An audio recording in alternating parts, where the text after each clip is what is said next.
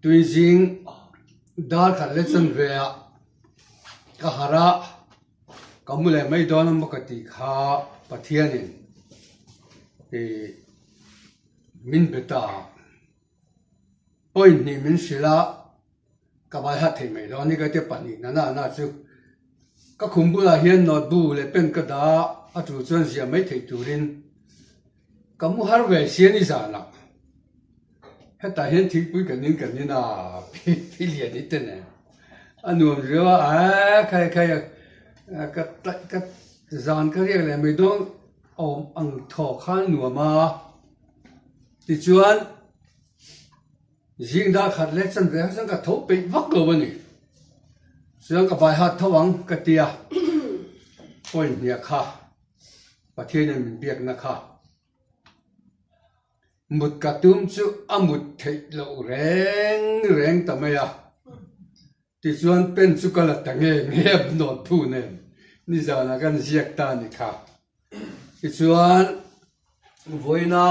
ka sei tu re te hian ni ta a toi dewa amara chu hetia camera te kan lak ta ka chuan enge lalpa ka sei belang ti kha kan deal ta chu ne aron miron pe vele maya hey nikum mega malai chang phei ka chuan pathianin min biak hi atop lo deuh thoni abi kin mumanga pathianin mi biak na chi sam sang ne ya bible chiar in mi ku thina pathian mi man sar mana tangin mi he bethin boka ma niya miron bethin boka chuan thil khenga min bethin I familia thil khenga I eizon na thil khenga I taksa thil khenga mi biak na na mang thin voinia upa te seng deuh khan phone pakhat kanin biak na chuan Sunday school city tu pakhat chan chin ka donga chuan Sunday school city tu ne jing ting trong trai nan kal tai ma tat khini boka ma se zu in china mi sket lo in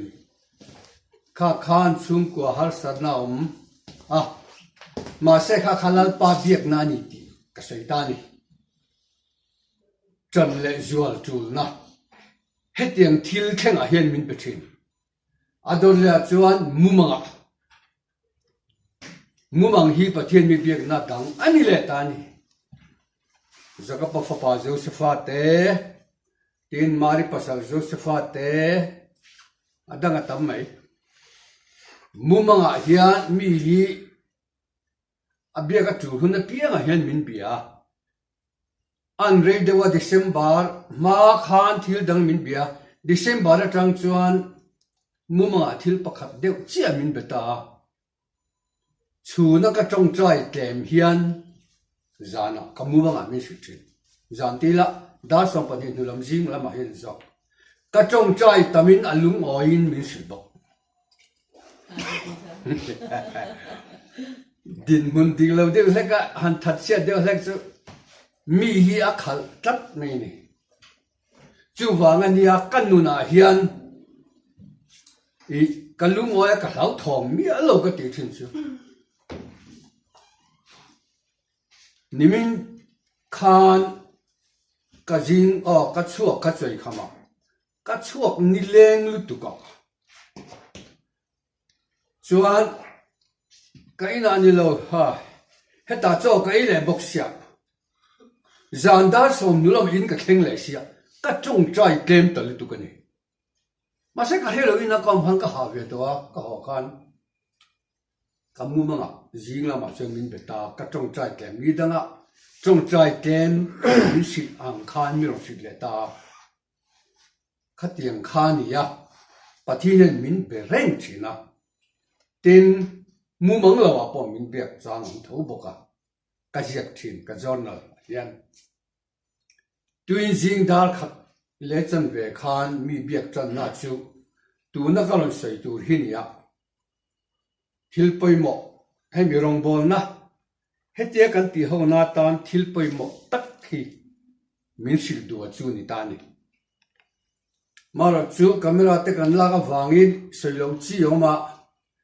camera chu lo se khang kan sei tu hin ya mà sẽ chi ông thâu à chuan mi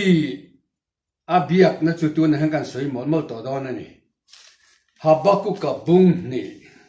chang ni lalpa chu het hian mi changa in la na chu siak la ti ye diglawa photana vision hi le lin na chin yama mà khi tiếng đều hiện lên được linh à đột lệ chuan in là na tin mà khi tiếng hiện lên linh à tin in là na chỉ hiện lên linh thế à thu cao mang azir khan sẽ tiếng thế mai hết ta hi chuan vision này in là na như là vision thì chứ vision cái sự mấy thà cái tiệt sa hậu po hi nam dang trong hi an trong an là lu tan pneumonia thì te diarrhea thì te kha khan trong an da mấy an thầu sa ta cái này mi dấu trong po hi tuần ma đâu khan curfew thì lệ linh cha hiền tu mà hun dai theo thì to của hắc lòng hi cái tiệt thế rồi đi xin mi phil phiền anh thì lệ linh phá lòng hi cái tiệt thế rồi đi στη về mấy là phía bên dọc cái gì vision bay vision thì mới là mất thì rằng thì ta đi diglo nó chỉ nó mà này Pathian mi ta tan patient vision hi mission vision tak an plan hi mà Pathian in titura rồi xin vision hi mà này Pathian in a vision ni mission hi na pe titura ti ka chỉ xin hết ta sai hi Pathian in titura ati che vision chu ziak la achia tuin chial pa achia thei khopa chiangin lungkho chunga ziak ro ti om zia chu Pathian ne in kar hi achata in nai le ibiaka abiak bok thin che chuan thila hil don chen iti tur amen a filang chenga zone te chuan an puang mai zone lo zon thil tin an tla bok thina chu tiang chu chiang takin zia ro te ni Pathian hian vision chiang takin mi te hi fil thin and then an benin chu adango ke mem lai kum som ni potin ma khan mi pui tam tak ma ding tu ra shi tak mai chu au nau te shi la an ni zat top Christian kal diglawan da adang ok na sir tu boxi nang he tu filang mon ti mai ni asai tat amutat sin aka vision chu ni Pathian in rongbo tu ala mang don te sin na ni khatiang khan ami te her shi thina chu tiang chui don chuan chiang tak I don hun omanga ti noi ni ta hian chu tiang I dong ani chuan ati ta he ta an sa he me le lin hi buai deuh nia ya he ta ka le lin dan hian karon chia don ani vision hi hun ruat atan chuan ani hun ruat atan Pathian in vision aron puan hi akhen hun tura ruat tinani alo theng mai don ma kan ti lo thlen lo chang oma ka ti sual fo ke po sau ni so pasari khan September tha ko ran din turin min tia Zoram yang chu ka tia fo lan venga kan an chan maya chongnia sonua le ha ka sema pamphlet ka sem char sama ka sak deu lo le ha la sang sanga chuan September kan an chana ko ran din ngam tak tak khen lo cái này chứ October khen cái này không chứ Zoram anh đi lâu thì cái này ta thút mẹ ngồi luôn đi lệ lâu ít tàu gì ngồi thì November là lâu khen December là lâu khen cái nào thiền tên lâu lên là khen phải chứ rong bao tu là về bọc anh ấy tiền tiền mà cái tiền cái tiền Pathian cái hạt cái tiền anh nuôi cái này mua lại lần bảy lần hai cái mình thì giúp cái giặc về thế này program mà về dễ lần bảy cái hạt tiền cho rèn mấy cái chứ mà xe hun na cho nó kinh đồn ati heavy vision đi apek cho chuan akum le sang ni som pariata marcha asama crusade nei tu ti ka dong ta kan zu ne ya ji lang so chumi zo long tipuka chumi zo chuan asama ko khan pali nge ni kan din chautan ni kha pure matan ne sang ni som pariat kum to bla ma upia ka chuk tha khat ni thum ko khan patum din le karo no le sang ni som ko january sikima ko khan pathum ka din le ye ko khan ka din ti himo ava hore e min ti ni zo ne mi ti mi asu mi zo ra ma ko khan to kan ti ya tu nghe tộc thì soi à, Pathian là tiền gì, nang peterai ni tika khila che, helung puisong ka kauhan kare mga tini, peteran ni ngai lau Simon ani mai, isuan aming apua, ming thara puhi chanam, Simon akha petera tina chanju, petera chu lung pui tina ni, lung tina. Petera ni tong eng wangin mo isu hi lungpui dik takania isu anang maam chuan lungpui ni ve ngal amen Petera chang hi lungpui ni lo nang po ini ko khan din ro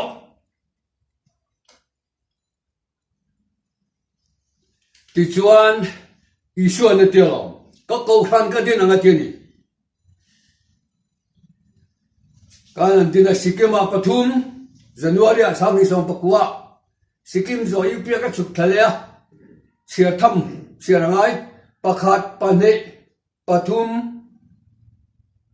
he ta pali panga par pasari pariat pakua som vel kan dik chole ta he hi ka soina chan chu sang ni som pasari September tha ko ran din tura minti vision na kha a theng dik em ti mai ka tuma mi Zoram wa lo ni lo wa ma se ta hian nei sia ka lo vision ni hun ruat ta tan chu anani ato pa atonganga vision chu aron chong chuak ang ti nan chu heta le li na chiang lo wa kha ka le lin na ni adolwang Pathian ta vision I dong tak ani aron kheng don adolwang atin chu a kheng nge don reido ma se kan vai so te khoi takin Pathian thu kan sei ni mai lam reido ma se nga ro alo khen nge don awangin rei arialwang Pathian in vision a present is a reido pon alo khen don ati Pathianin ape vai cheni chuan chu enge mania sei tai la ka vision le nangnin min chom pui ning ka boka chu vision ne chu tu nang ka sei don ani Pathian min pekhi pakhat na chuan revival ani panena reformation ani awakening atela awakening chu har chuana ti na ni har chuana na reformation om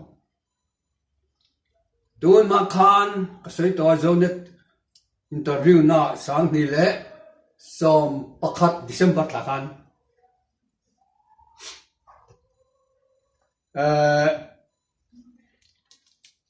reformation ti chung chang toi tek so ya anh Mizoram ko rani mudan ti ha to ber Mizota ka chan na chu Protestant ten Catholic hi diglowan tia Martin Luther na diglowa tia a diglo na point pozia chewa reformation lo thega Protestant ko rani ding antia adike Martin Luther hi lo tho le se Catholic kia vuanga atiang chu lian dewanga nangni Protestant no point vathawang cheu ka tini a vo vekang reformation ngai toni atakin minun tira kom na ko san ka tu em lain sang ni pani April ni som nia Sunday ta Easter Sunday ta yan so san turin min tia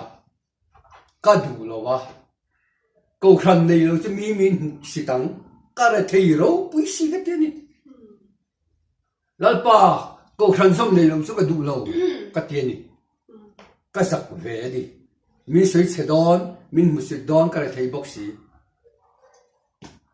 ka du to ka hian no hanin Miron belea po na cho ka chuma pithiari te theno ma kan umlai hian ya Miron bela hei chua sa amin ka sai lo men ka ka ran ka chu to ana chua san ro ti le kan ya ka du to kan ya nu chua san ro ti le ka ngam ta lawa in chu ka luta khungbula ka thingthia lalpa na tu ka sosan le kha ka je nga ka pe nga ka sosan nga ka te mi be to amma ka sosan ma po khan jing tin kai kho ti tak chang tak ka ni sa ka za ko som ko po ko January chang kan chang tak ki ka ni chanem ka ngai ni Thin po at selek lek thin sa nem ngai lo te laka kan beram po ho tu te ber phei chu a ho tu beran ya wang khan kanok na zwal kan ho tu ber kan beram pu kha entinan kan in biak na hei an in khom thadu lo ko ran noya school an thok le hal sia hei chu in zil ngamani zil te u katia kan beram pu chuan Poland midang mani a cha da tu ri ti kha mani ha dam na tu se ra a that chat wang mai me la ma le ani chuan khu ta cha Mizoram mai lo kal hi nge tu na ti pura missionary ti hi tu na nge ke ni an cha kan ti nga si katia angoi le dei ke si mi no thi na si khát tiếng ở trong hàng reformation hi kem an aron nam chan dei to ti chuan a chho zel an tel telin ke maron thok hi amu thu to Mizoram an sei tai la Nagaland pon ni thowa ma se Mizoram bik sayang Nagaland khulam pon thok khovel pon tho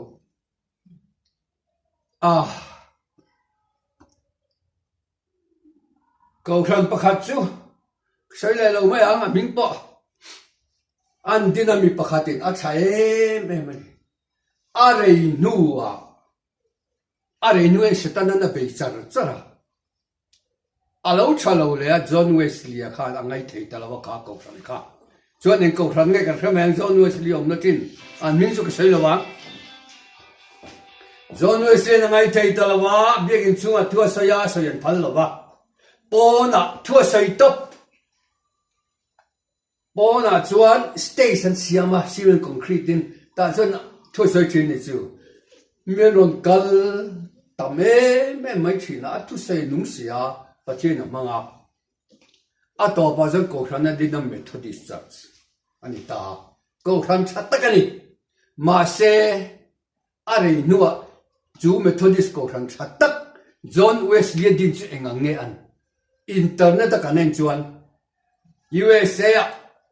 Methodist ko khran mai chama pastor rom na bula tlangwa su thaina ron chuak zan zan la tlangwa dang pakhat ka su thaina takina ron chuak ka ami pa zo ka khan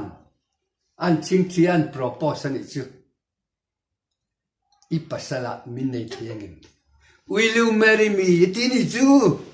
mi pa mui mul khan mui mul ve thau kha kha kha biagin an phal to nei Methodist en ko khran po hen ni vek ko khran u pa ho chu ko khran u pa to ho chu an ni vek church historian chuan an chut na ko khran ni kum za tin chuan man tlak to lo wa ministry kum som seret tin chuan man tlak to lo man ti kan ko khran kum som ni pangan kan lo man tiamo vok le bong in an lo ma kum som ruk atin kum som nga atin kum som ruk kan ko khran kum som ruk atin kan lo man tia lom su in ko khran ne rei po le chetel tel to zo ka ni au pat pu le lungai to zo tu ran dia lom reng reng su reformation ngai to ni chu ni kan vision chu Zoram ayan Zoram mi bang lo thara bit mengten an mu kir ker an lungai an in khom te ri run na deuyan phonio Zoram alal pan mi huai sen azong aman thei chronicle pakhat panin bu som porup cham kwa kan soi fo alama ril ru dik pute tan ril ru ni lo thinlung ani asa prong a heart New King James a perfect heart all King James a loyal heart pathian lama ril ru dik pute pathian nen thinlung dik pute a hetak Amen. chu mi thinlung dik pute chu alama thinlung dik tak pute chunga achak zialan ti theida turin lalpa mi chu khovel het aleng velenity ega tinga len vel azong ngatinge zonan tlem athir ti theida ro puina aman theida tu chon midika du sia midik vak mang lo mi mit mo huai ve angalang si ma mi ti lam tum le run boxi emo ko khana in mang ta ni china kan sei ta kha aru ga si in boxi emo speaker te nang indilawa ivan ni hi speaker chadiwalang anu puite turte po ni chuang lo arem chan chuan khoi le mai si aru ka che han tamani o pathian chuan thinlung dik alama thinlung mi dik arin thei azong chu tiang mi te la ga thil ti thena lan ti la dumani Mosia la kalan tir an huai Davida la kalan tir an huai Paula la kalan tir athil ti thena an huai I la kalan tira du ve tem te ma ni la lau su number ni lo pathian a chuan missing claim ma se pathian a che chuan atok ani mai Gideon a sipai zai nuai chuanga ne tir dek kha pathian a kan dik chuan to ta chuan reformation ni Zoram amamo Zoram hian amamo ania o thil pakhat chia kan sei le ka sei toi tu gong ti lawa kan sei tak tak don chule reformation lama chun Allah snan ni ro sia adang sei le langai halangai chu sia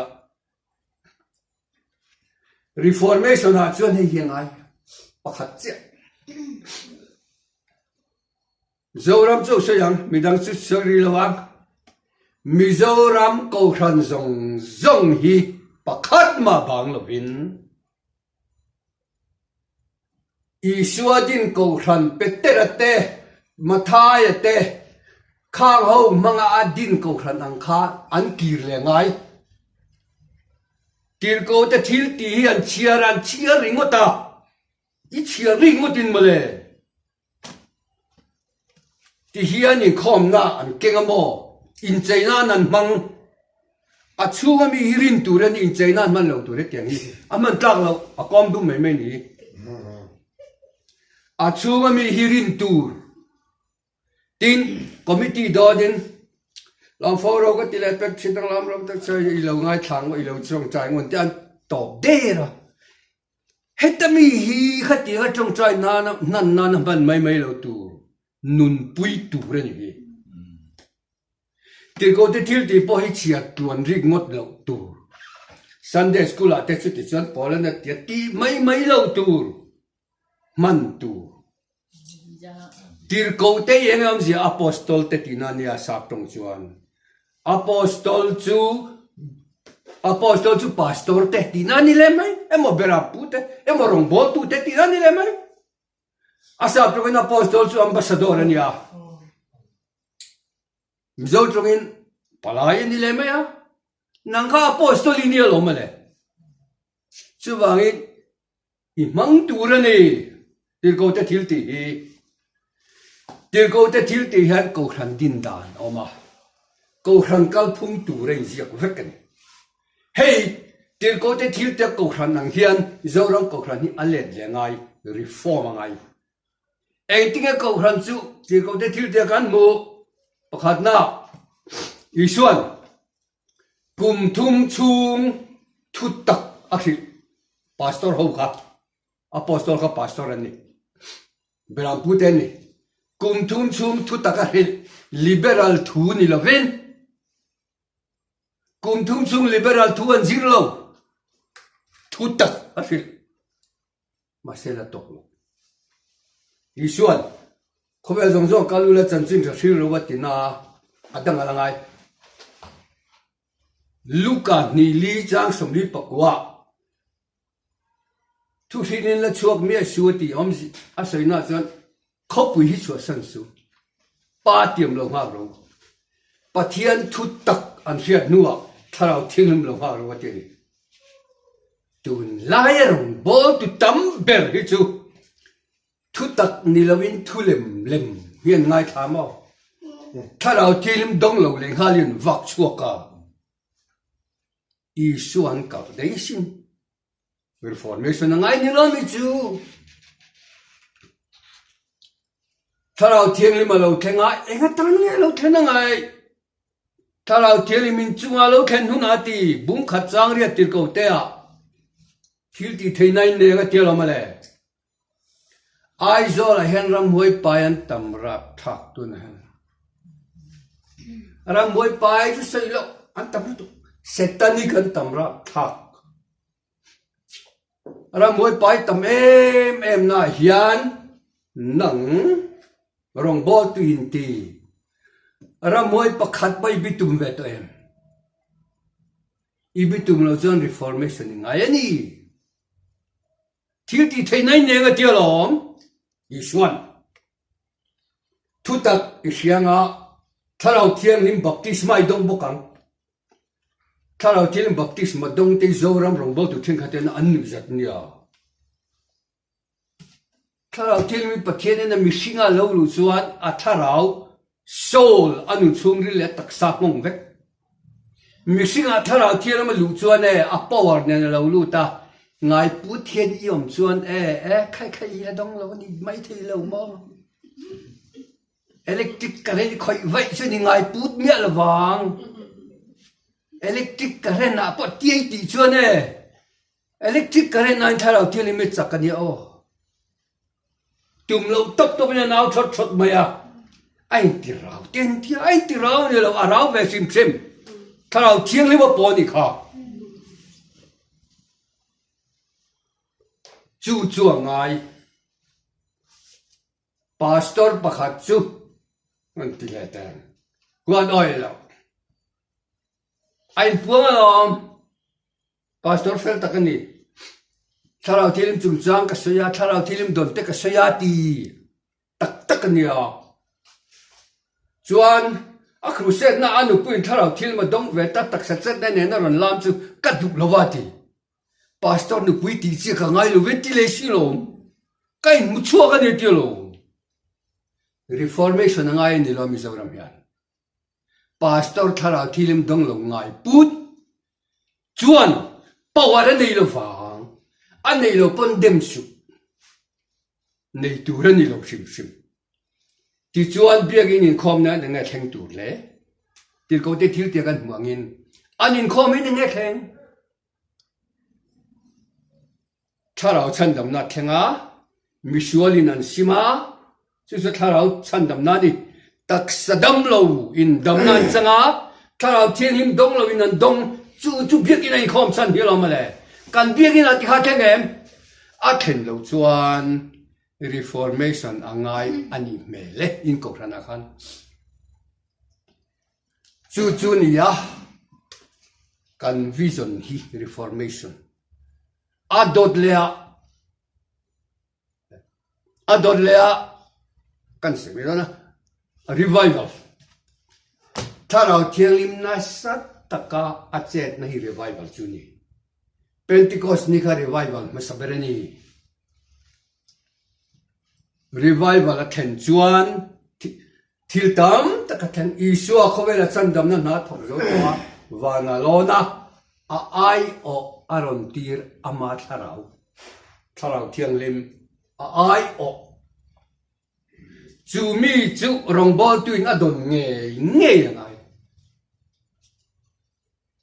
tharau thilim baptisma na sataka chan hi adon nge ngai adon lo chuan dir ro se ma dir ro se so lai tu sila vakal ma khan dil phat ro se isuanati ngak ru ti lo ti chuan an nga kanga revival tharau thian hlim adonga revival hi theng tu rani revival hi nang lo ba keini kan rong bol na kan vision ani bo kan sayanga a theng zia ani mai a theng lo chuan tun ma sang ni som pali chaw tang ta po khan pathian thu te chuan sermon mai la lo chor to kan no ma tharau thilama chet revival a theng lo chang kan lung oi lo kan lo cham kan ti tuna pong kala ti thau anuam lo tharau thilama chet tok lo chuan tharau thilama chen chuan lung oi na fam kim a omani tharau thianglim aron che chuan dak sadam na pom han chu revival ani tin revival hi tuna kanan dil bel le ta ka chu in khom na da ka ni te revival a theng UP Delhi a thengin Assam Nagaland Dimapur thengin Dhaka ni bo revival te ron theng ta hemi bakhi tu na kan dil chuni ai rei Wales revival angte chu tu na kan dil hin ta ni Wales revival Azusa Street revival Wales revival lo khen na te kha Ivan Roberts kha an soi thina engang minge ni le Ivan Roberts tangwa kum som hi bor lek kha engang minge revival khen nan pathian man khang lai han ko ran din mun kha chelu tu ka Ivan Roberts khan Christian nei ti takhin en mo lo tak chet thi le ti ya veita ni akom ka te phun ding le chot thina anu le pa te na ata ni te doctor an hrui nge ni doctor chon tharau lama engma ve nei ni mi an ni lo an lo ti a tong trai na se membo ti chuan tong trai ho thina vậy cả chút thalai som pali lệ mấy xe nào bằng bạc hạt ít trong trái lệ tiếng ngô tiền trong trái hậu ta thalai hậu cả à trên anh hoa anh nu fual te ngui sun zom te ngô tiền anh sun zom ta thalai som pali mấy xe nào bằng bạc hạt lệ vẫn rồi ta revival ron theng trăng ta anh trong trái lại khan mi đang anh trong trái lại han ivan khan thalao thiêm khan bia các trong trái về to ngem à tiệt ala chang lo wa các trong trái về to ngem à tiệt o trong trái to ro ti kha dong ta chuan akut phar chu ka mat biak ina hemi amma ngin chan kha va boa bend me min kun tiro atia va bo no pa han na chu ka revival in chan atu ka midang ron kalbela atu ka midang ron kalbela Wales revival ro pui ta kalo kheng ta ni revival hi amal chan chuan thalo kel kang har na kha acha ma se biakin chuwa pathian thu tak puan om lova revival amal chana hlim le lam ringotin pathian thu tak puan om lova ko thang dang lam nom lova revival rigot amal chana adai rei lova ko thana ngonga nei lova Zoram apong ngonga nei lo memala ro chon chhoranom Wales anilo ajusa street revival anilo ani chu thu tak hoi takin an puanga ko thada soi ngo a soi dang lam vek chu chang anilo aram puma soi dang lam kan sia thinam football ball khel thailo football tai tin an khela ain khel tur team an ziak thina signboard a signboard ai ziak chu football team in khel tur te ziana khan revival ti hin tar me in khel tur no en tur pon num lo Zoram vei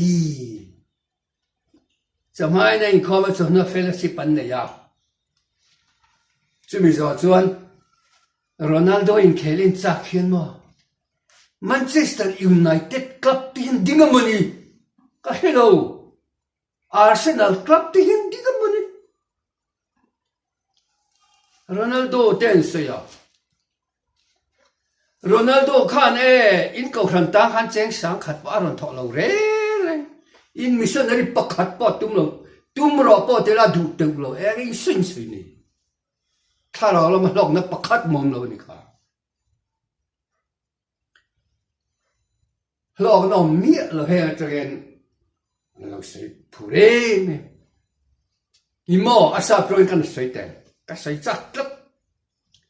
give up everything that means nothing eng ma lo hi ban san vek chuan thara thing mar thing nang ma ho mấy ban san la mi ta ka lo lu da chu kan vision hi nia ka sei talu tu ko mange o adanga lo mani o ni danga sia kan ti to mai don mani dule lo kat me kha chu to na re thui tu bani le toi te ka sei lian hei kan in khom na po hian revival min in khom se la revival om lo hi ka dem lo Andrew omuk te chu revival om lo faith rin na lam pang ye wara at tho Joyce Mary rong bol na revival om lo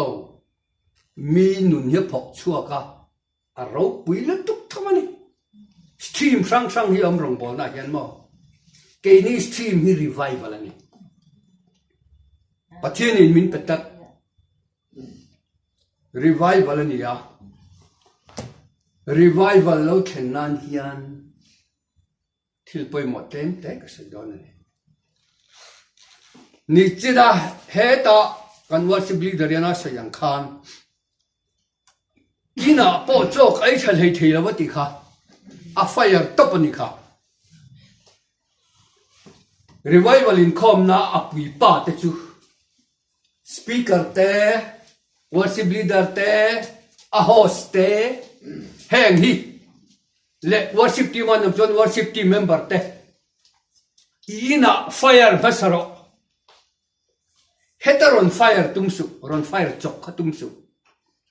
ina fire basaro trong train worship nei la fire kengin ta lo kala midangi kang kai don ya tin sumi ma chu lo ka su phal lo ni ora ro ba sati da da dang le ya rong ba tu ro pui lu tuk ora ro ba chu anin khom na khan stay sa hey nung lo anam thina an ko chok thin ta ni cứ sai don hian an host khan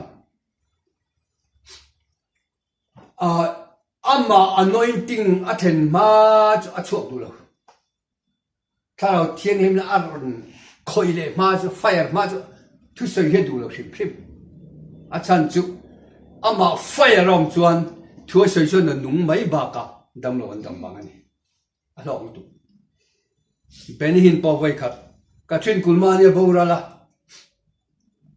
chuan ka thin kulmani rong bol na thin pitch ba ka hol yen lutuk maya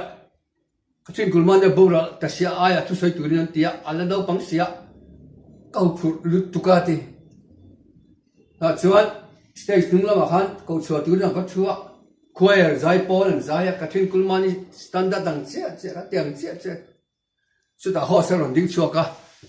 ahun to se tu na kan tu sai tu kan lo ko to nga ati a chuak ngam bia lo chu ben hin kha ala in pe lo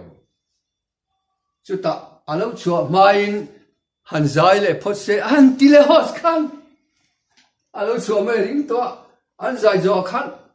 alo chuak to nga ben hin han ti le ala chuak ngam chu lan va ko chu ring to lo a chan chu tharau thilim chet khang hak an kan chuak chu atialam thua soi main khuil cher mi ngam mo za an lo dam tok eng wang ngo nang ma tharau thil la mo ma fire rom chuan nang ma tarin tharau thil mi luang chuak don ani fire kha luang chuak don ani chu chu poimo chu ni chu bangin rong bol na ki poimo revival rong bol na chuan a ki poimo reng reng ina tangin fire na lo chuatur midami ron ha nga theina turin tin lahi sakphim phurangai emani voinya tharau thiang limin la aman hi naktu ka mang lo tok the voinya chome du em kha naktu ka chuan adangi du dei ang khani mai tharau thiang himi person miin du zong du lo zong ane voinia ala than hi satura ti nak tu ka dang lam de the ama connect to ten an sia ama connect to ten kha han feel thri so hlan hladikan thanga ti chuan thala thian ma lo ma che thina lo man jang ka ni khom na sai me na a huat thu po anga chung lo wa kan worship leader kha a hola wa du le lo thro se ka tin lung sual bol hon hu ti hian thang mak ma o thara thil wat che don lo chiang ka ti mai am ki tiam ka tin lung sual bol hon hu hi e ti nge che tanga ka tin lung bo sual bol hon hu hi temple a chan tir la ala chan tir lo ma a chunga chuan lo lu tang che ala ron lut lo o enge o voi khatalin muila o nang ne nin muila voi khatalin muila ala mulo pathian kha khovel moi nai pun na ro pui so ala mulo re o lip kiang ro ka sual nahi ala lip kiang lo o lip kiang ro ka sual nahi etinge ti vel kha ka tharau chanda mang che ala chan him lo ati lo hi ra satyon chuak sa kan lam ti vi har nan na ti le khan in ti revival thnanga nero puelo king don ta ala king lo enge ni le kha tha sei se te nak lan Emmanuel o ala ha king lo so le rang hoi jom na nin chu san dam fa te kan zelen na tur chu tur chu โตชวนเราตูรจูอะไรจะเลี้ยงเราขัดแย้งไงที่งี้เดียวหานาเทนเทียงอ่ะตุยตักส่วนนั้นละลำกวลไปเลยค่ะละมั้งเอาวังเริงเวียวสิงเมียติลิมเวจูจงจูลำตูจวนเตียงหักเห็ดปกันเราไว้ละปอลำที political party ละปอนลำทีลงลำนั่นจงให้ทาราวันนี้เมียเราวันนี้ revival ละตานจวนหลายปุยหมอดีถ้าเราเที่ยงลิมกันนิกอะไรปุยหมอ worship leader ฮีอินกันนิกสิละลาลอนลาเซถ้าเราเที่ยงลิมดูจงอันนี้กันนิกกันลอมเอกติงfellowship communion นั่นนี่เบียกินามอกันปะเทียนมาเนี่ยเตลิสุคริสต์ตัดกันเตเตียมิค่ะแล้วถ้าเราที่ลิมปอลแล้วจะอินจานเดียนน้ำรอเซอันตินีตินะถ้าเราที่ลิมปอลเนี่ยอีดอนเมียเราจวนขามาสมตูปามาสมนะคะต้องดูตัวสูเอ็งบ้าเรานี่ค่ะถ้าเราที่ลิมปอลเนี่ยจุงอาถึงรอเซอาเมนอันดงตุ๊บสิละวันนี้จวนโมฮัดรอที่เวลขักันเนี่ยZoram hi awakening ngai to ni tu ngai chu tiang chu soi ngam Pathianin na zong alawa thin lung dik tak pu aram chana dai theo ngam ka zong ani ti hi huai de win pulpitan soya an ngam le top silawa an biru le te ya chong ka ringot thian na soi huai ngama nilo I chong kai sai khai tak sai jet so pi ro sai chu ji sho du zong aniที่ส่วนรีไวฟ์ละชวนลาว่าสิบลีดาร์ไปมาบอกอ่ะอปุยป้าเต็นไปมาบอกอ่ะทินรีไวฟ์ลเป็ดดงเวลเต็นรองบอลเขาสูอันนี้จะทิลดังเป็ดอันนี้ส่วนอันที่เราเทียนเนี่ยฟิล์มคนง่ายลุตุกถ้าเราทิ้งลิมเจฮีฟิล์มอัดเจ็ดนานส่วนฟิล์มคนง่ายลุตุจู่ๆสวยตัวเราไม่ทันตีเตะอันนี้